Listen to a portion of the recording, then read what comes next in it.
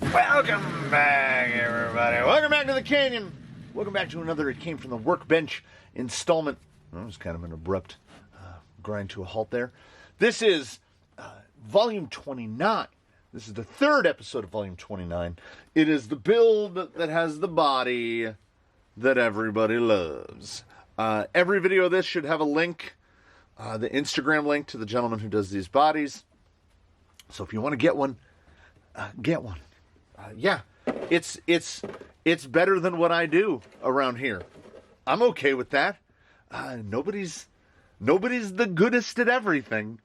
So I did works within the laser has been going. I still have like 20 snow globes left, and I don't know if you've checked, but we're real close to Christmas right now, so some of those will be delivered post-Christmas. It is what it is, man. I'm one guy. So, while I'm in here 23 minutes, 54 seconds, waiting for the laser, I tinker. I cleaned my whole work area out over the past couple days. It's almost kind of nice. I'm mentally compiling stuff for other videos. I found so many lost things. I probably found 50 bearings of all different sizes just thrown into bins. So while that was underway, I was working on this guy, and you'll see we've gone to Babby Springs, and my buddy had just, like, the morning before, so 24 hours before I started working on this, a Boxstrom Deluxe showed up. Because originally I had no intention of going to Skinnies on these. And I don't know why I haven't done them before, because the Vanquish shocks have that little ring, and the spring basically just clips onto it. So, as a Vanquish order had already been done, and I wasn't really involved in it, I had to make my own cups, which are super easy. It's half-inch aluminum 6061 rod. I have like a 5-foot stick of it left. I pre-turn myself off a piece about 4 inches long. I turn each end. I have the lathe is still set to it. I could dupe them right now. And then I have a mill. I have a mill cutter that pretty much perfectly fits Traxxas rod ends. So they drop right in there. I don't know how obviously visible it is. 90s in the front, 80s in the rear. That's what we're attempting here. And we've got the shock keys in place, which clear the bed just fine and get the shocks up to an angle that I think is pretty good. Oh, man. As a State of the Canyon or something is pretty far off. Anybody watching this that was part of the Red Cat Bonanza that went on during November here, where I fended off the frontal assault of the Red Cat Army.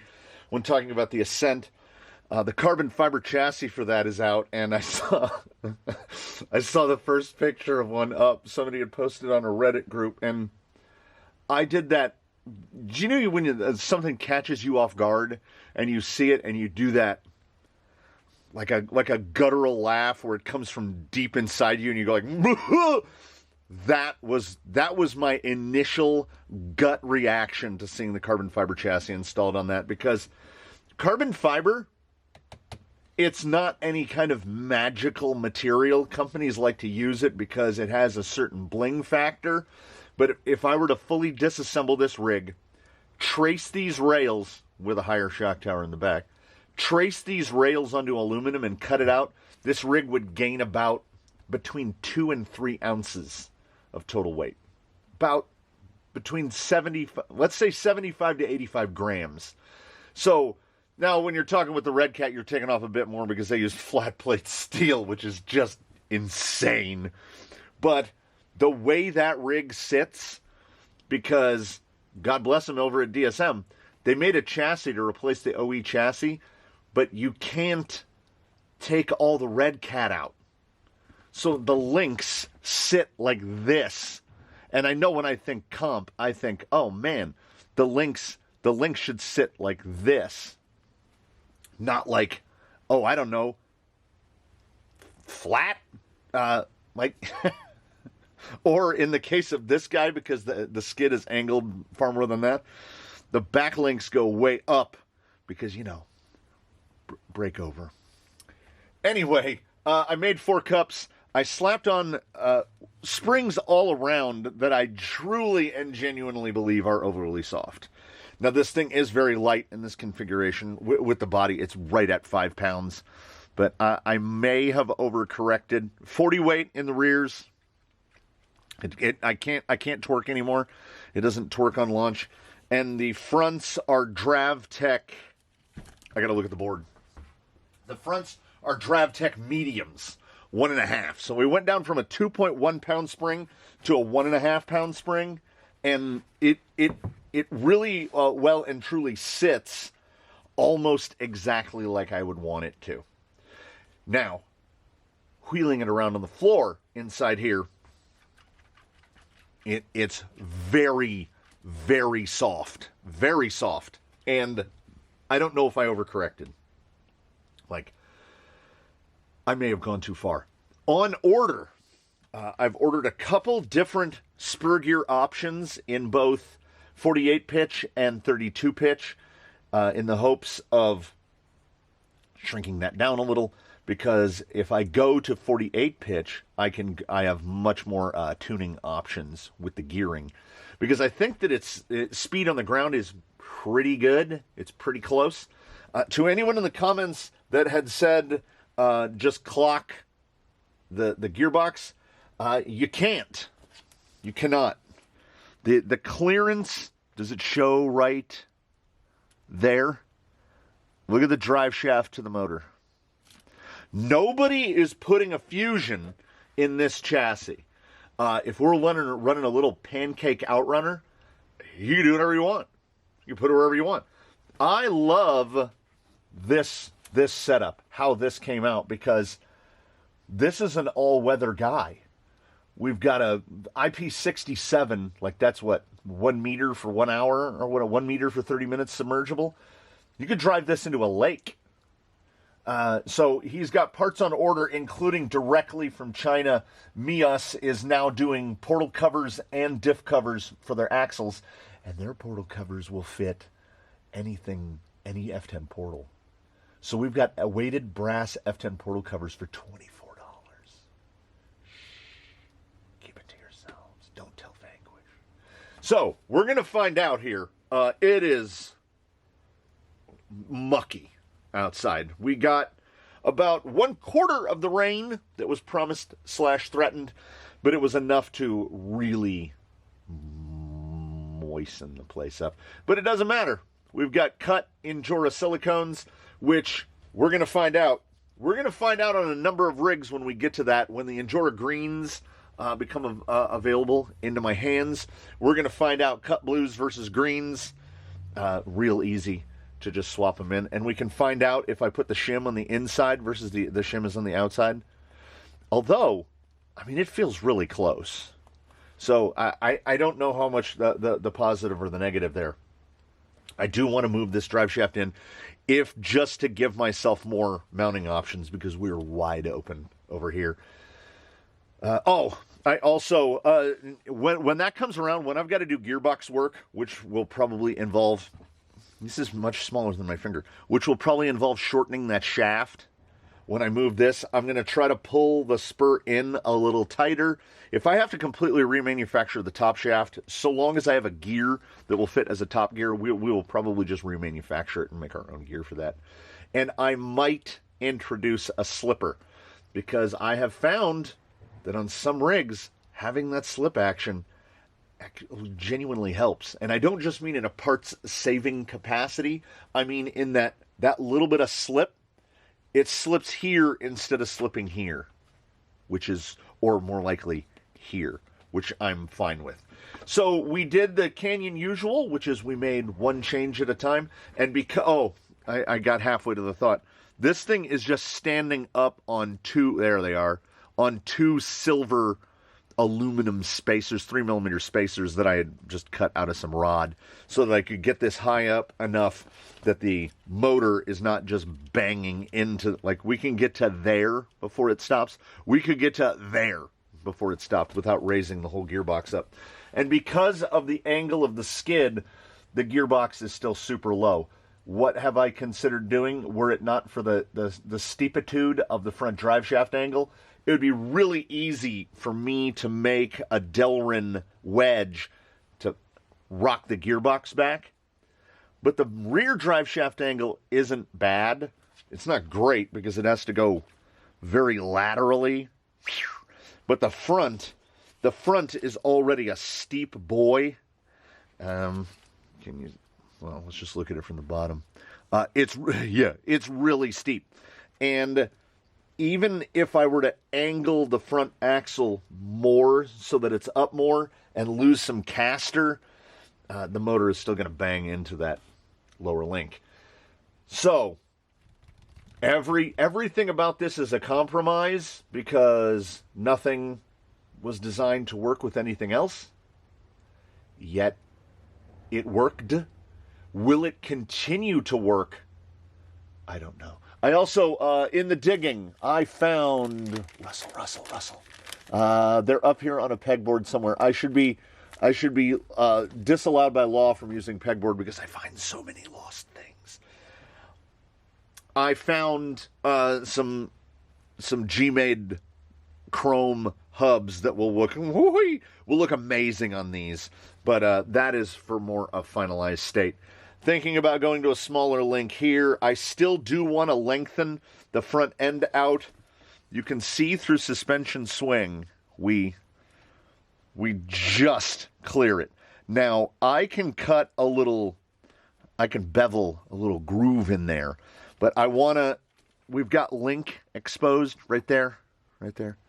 I just want to go to Traxxas longs there to push that out, and the reason I haven't is because these are running the real steep angle on them, and I don't know if I can get away. So I have to find a link that is proportionately longer to adding a longer link to this, because that will also push this out past the motor, so that I think we'll get a little more front action. We have excellent droop, but when we get to compression, we have that travel limit. So we've made compromises. We've made decisions that, every decision is a compromise. When you decide to do something, you decide not to do something else. And this isn't an issue specifically of not deciding. This is an issue of, this is the only option. This one is the quietest launching Fusion that I've got. There's a real, let's see if I can get it.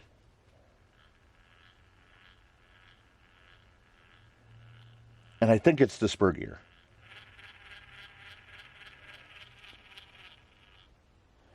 Because my gear mesh, if anything, might be a little loose.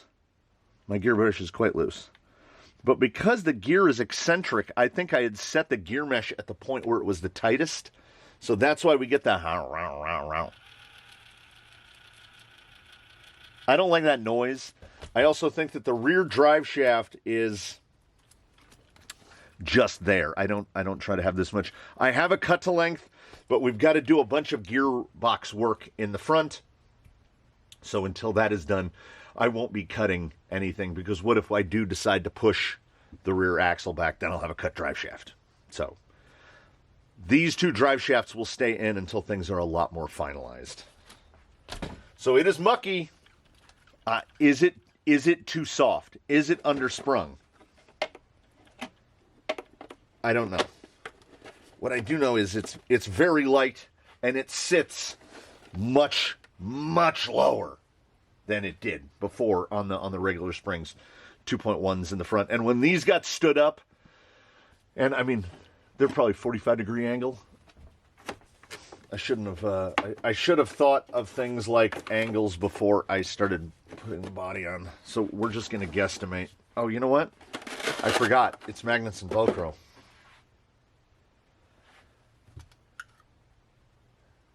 40.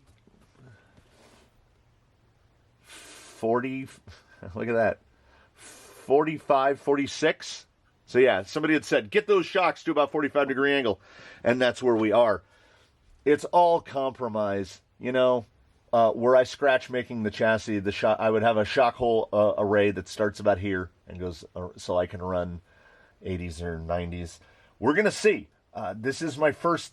This is the not my first, but this is the only setup running in the Canyon fleet that has dissimilar shocks, that has 90s and 80s, and surprisingly, at least to me, remember this motion. The Americans will do anything not to get out a ruler. It's about the same. So I don't know. We have a lot of questions, and my apologies.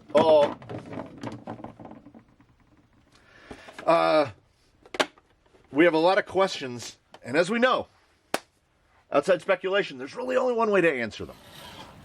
So we've got a very slight pull to the left, which I had not noticed before. Again, turnbuckle drag link is just a way to make life easier. You generally don't have to mess with sub-trim.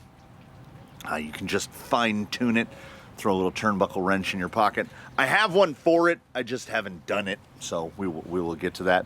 We've lost almost all ability to torque. We've got a tiny little bit. It has really controlled that compression. That's really more torque twist there. It has really controlled that action now, so I'm happy with that. The suspension does not seem overly soft, overly compliant.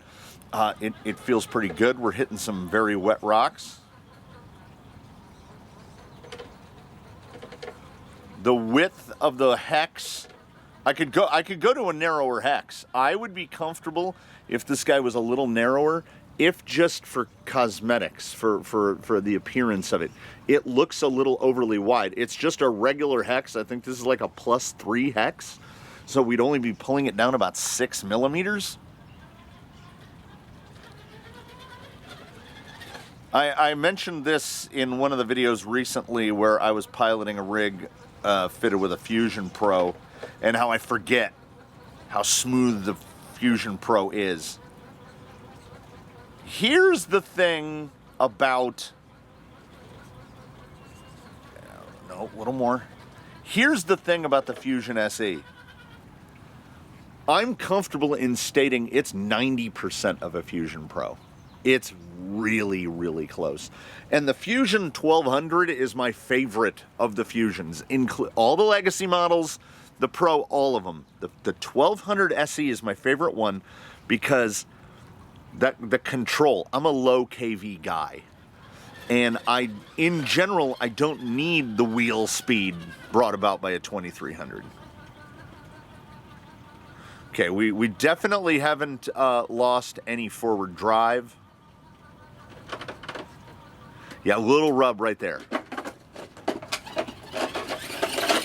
Which I think is just, pop those front links out just a little bit. We need like 3 more millimeters in the front. 3 to 4 millimeters longer in the front, and I think we're there. The biggest change that we made was done previously when we dropped to 20% overdrive. Huge difference there. See, now we have that little bit of push. Our steering is not quite as sharp, and I believe we could pull a little bit of that steering back by going a little narrower. It just looks really wide. Like, it looks like he's on Capra axles. And I'm guessing it's because the offset on these turbine wheels is a little wide. It's not like a +10, but they're pretty, it's sitting pretty wide. It's not an overall negative by any means. Is he still a Roberto climber? A little more skate now. Wow, that was really high on the rear end there. Yeah, I don't think stability has gone down at all. Yeah, he's still a Roberto climber. This chassis is a peculiar one. Do I wish that I had gone with a different gearbox? Kind of. I mean, it would have been very, very easy to just drop a different skid in there and put just a regular 3-gear in here. And it would have cleared up a lot of my problems. Drive shaft angles, all that stuff. But this is a commitment. I don't know what that machine is running. It sounds like a chipper. It can't be a chipper, right? It's real wet. We're gonna go in real slow. We getting an overcollapse there? I don't think we are. Oh. No, that looks pretty good. Yeah. I honestly, at this juncture, I don't know if I'm pushing the rear end back. Maybe a little. Maybe something right in the middle, like a 308. Longer wheelbase is going to affect breakover. But the breakover on this guy should be ludicrous, as he's got that wasp waist up real high with the skid real far forward. Yeah, the turning circle is not terrible. I think we could do a little bit better. Okay, how about if I'm going to stay in. No. Angle it in. Oh yeah, there we go. It's pretty well behaved. I was, as per usual, you know, the emptiness of the glass is always in question. I was expecting more negative outcomes to completely respringing and changing shock angle and, you know, one change at a time. One canyon change is whatever you've done that day. Yeah, I still think that open ground speed is like right where I want it to be. So changing all of the gearing in order to accommodate a better drive shaft position. So I have to get the same ratio.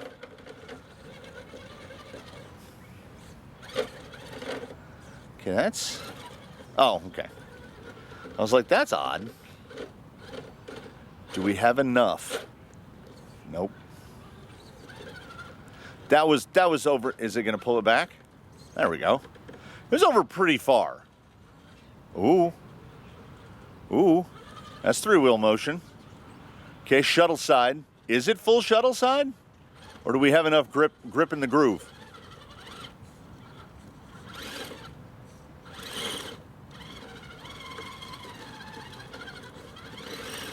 I am a wider is better guy, but this is an instance where I feel like we could pull this in. I will look at hex depth. We might go to the narrowest. We might go GFO style and see how much I could pull these in. Now, it would be very easy to accommodate on any other set of wheels, but much as we refuse to change the wheels and tires on Zobazu, I absolutely, unequivocally refuse to change the wheels on this. Those wheels and that body look outstanding. And we will make this a sacrifice for vanity.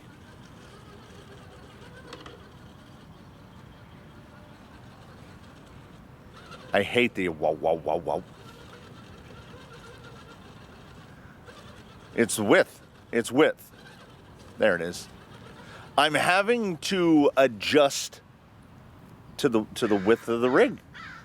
Like, I want it narrower, and that, well, also, the Canyon doesn't have vehicles disliked. I was going to say it really does sound like a chipper, but now it has stopped going, so. Let's abuse that silicone, right? I can't get rid of this thing. I have to broom the water out of that lake because it won't go away.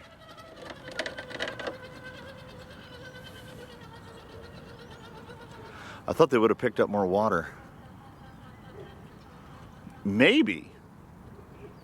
Possibly. What we've got going is that I said that the silicone fitment in the megalithic was pretty good. There's not that bag. I think because they're so soft on the cut insert that when the weight squishes down on them, I think it kind of seals the bottom air hole off. I don't think they picked up any water. Now, will the rear over collapse or the 8? Oh, that is... I mean, I don't want to say no collapse, but no collapse. You take a 5-pound vehicle and you make it this wide, and you you will suffer some of the problems of a 5-pound vehicle being this wide, but the stability is not in question.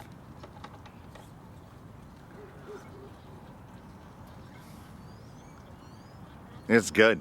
It's good. I am not mad about it. I just had the thought that I have mudded up a vehicle that I need to work on. So that'll be fun. Oh, see, now the width, is the width coming back around? I didn't think that was going to hold. And see, the low in the non-pro is still very good. Ooh, I'm close right there. I would need to turn up. No, I think it's got it. We have to imagine that there's balls there. But yeah, that was pretty easily done, I think. I figure if we've got that comp look, we got to do comp stuff. That entry angle was terrible. Okay, I should have come back over this way. Get some of that grit cleared off of those tires. Oh my goodness.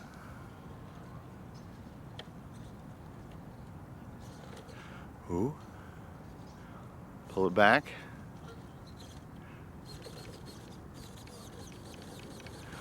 That servo is doing, yeah, that's an easy clear on there. That was, okay. Out distant of the comfort zone. Can we do it driving towards ourselves? Yeah, this is what this tire was made for. This is what this tire, and I think by at least some small extension, what this rig wants to do. We need to get as high up as we can, right there. Get that front tire through, cut it down, and then cut back up. Oh, if that rear, no. Okay, that would have knocked it off, but I gotta find the spot here. Get up. Oh, look at that. Oh, it's so precise. It is so precise. My brain. I've been calling him 6 low because his gearbox is a 2 low, his chassis is a high low. He tends to sit 2 low, so it's 6 lows. But my brain now trends towards something trite and corny. He's got to be something like, he's like a sniper, he's like a scalpel. Like, this is okay. All right, I want to swing this boy around. I want to come right around here, up this shot, and I want to go right up through this. Like, imagine that, pretend that that's an imaginary gate atop the imaginary gates we already have.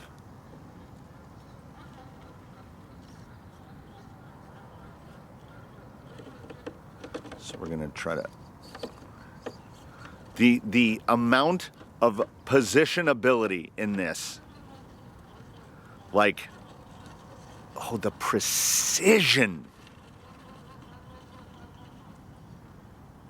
It's like having dig, but we don't have dig. Now, oh, my brain reels. I've got a skid. I could put a dig box, oh, but it would raise the CG. It would pose a lot of questions. It'd stop the link interference. I don't know.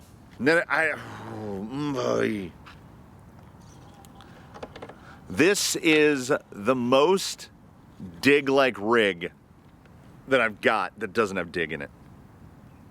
I came out here ready to be disappointed. Because I'm always like, begin by expecting the worst. This way you will moderate and modulate your disappointments. But this guy,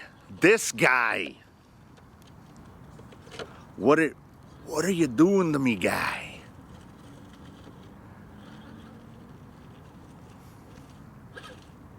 Get over.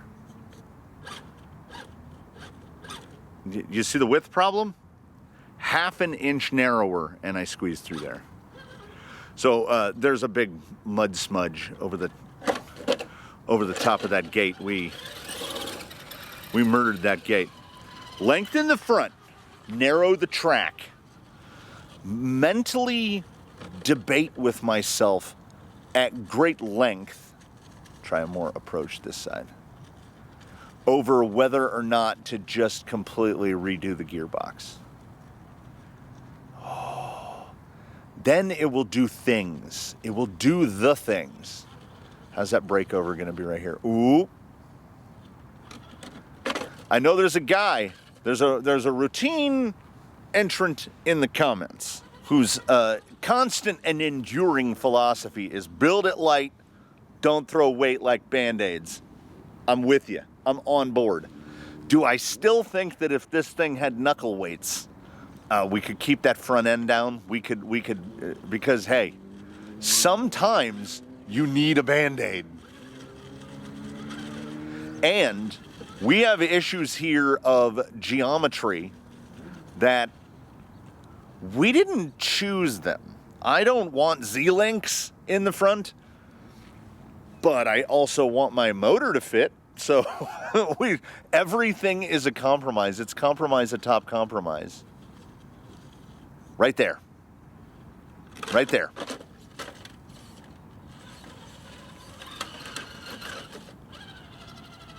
He's a self-righting monster. We have made some glazed donuts here.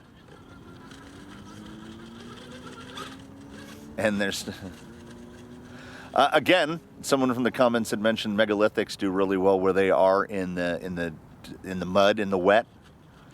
This is my first experience with megalithics in the wet, and yeah, that guy's not wrong. These care not much about how loaded they are. You can hear that sand. This'll be a tough gate for this guy. Until we make some changes. So, I'm going to work on him gradually over the coming days because I have parts inbound and hoo Nelly. Amazon Prime is barely coming in 2023 if you order right now. It's like 8 days for some deliveries, 5 to 8 days. I've seen some stuff that this video is recorded and uploaded on the 23rd of December. Let's make it temporal. 5 days is the minimum. You can get stuff on the 28th, few and far between. Most stuff is January 3rd or January 4th. So the things that I have ordered to help fix this guy, who knows? That stuff is not on Prime. We will get to it when we get to it. Hopefully, coming up in the very in the very soon days, we will get some opportunities to paint. I'm up again to about 5 bodies to paint, and that is the holdback on the Bug. That is the holdback on the hardbody Bronco. They basically need paint. The hardbody Bronco is close. I need to figure out some workaround to stop the body from popping off. We'll get there. That I'm talking about other things during this thing. So, everyone, you know, this is why you guys. This is why when I say comment below with any questions, comments, or concerns, please do, because somebody said stand those shocks up. Someone had also said stretch the wheelbase out a little. We'll get to that. Someone had said don't worry about the rear links. They look good. He might be right. I have no complaints. So we're going to make some changes, and by that I mean a single solitary canyon change, and then we'll give it another go, and then this guy will be pretty close. I am very happy with this. What builds come up next, I don't know. I'm going to try to get installments of other things up. We'll see how it goes. We'll see how it goes together. And do all the usual stuff, including, not limited to, but certainly including, doing your very best to have a good one, everybody. We'll see you here in the canyon next time. It's a beautiful semi-overcast day. It's a wonderful temperature. And when I say this, I mean it with all of the sincerity, not just of the holiday season, a Merry Christmas and a Happy Chrysler to everyone, but we really indeed do wish you were here.